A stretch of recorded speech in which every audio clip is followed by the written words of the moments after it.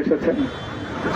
সর্বশেষ আজ আমার মুক্তির মধ্য দিয়ে 2021 সালে হেফাজতে ইসলাম বাংলাদেশ এবং এদেশের আলেম সমাজের উপর ইতিহাসের অন্যতম এক গভীর ষড়যন্ত্র এবং চক্রান্ত নির্যাতনের যে শৃঙ্খলার পরিচালনা করা হয়েছিল, তার আজকে কি প্রাথমিক অধ্যায়ের পরিসমাপ্তি ঘটল। আমরা স্পষ্ট ভাষায় বলতে চাই, আমাদের উপর জুলুম করা হয়েছে, আমরা নির্যাতিত, অন্যায়ভাবে আমাদেরকে কারারুদ্ধ করা হয়েছে, বুলেটের আঘাতে আমাদের ভাইদেরকে হত্যা করা হয়েছে।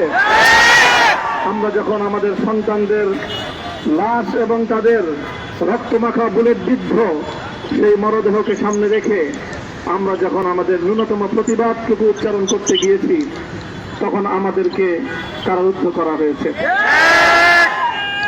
আমাদেরকে নানাভাবে নিষ্পেষণ করা হয়েছে, আমাদেরকে জনগণ থেকে বিচ্ছিন্ন করার সব ধরনের অপচেষ্টা চালানো হয়েছে।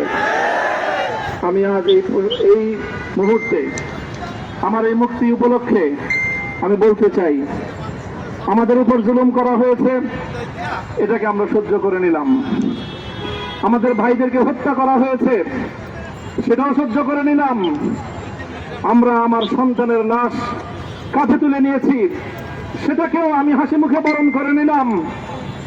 আমাদেরকে অপমান এবং লাঞ্ছনার সব ধরনের ষড়যন্ত্রের সম্মুখীন হতে হয়েছে, সেটাও আমরা হাসি মুখে বরণ করে নিয়েছি।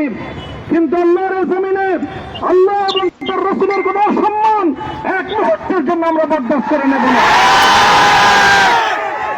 আমরা আমাদের সর্বোচ্চ ত্যাগ এবং কোরবানি স্বীকার করতে প্রস্তুত রয়েছি, জীবন দিতে প্রস্তুত রয়েছি।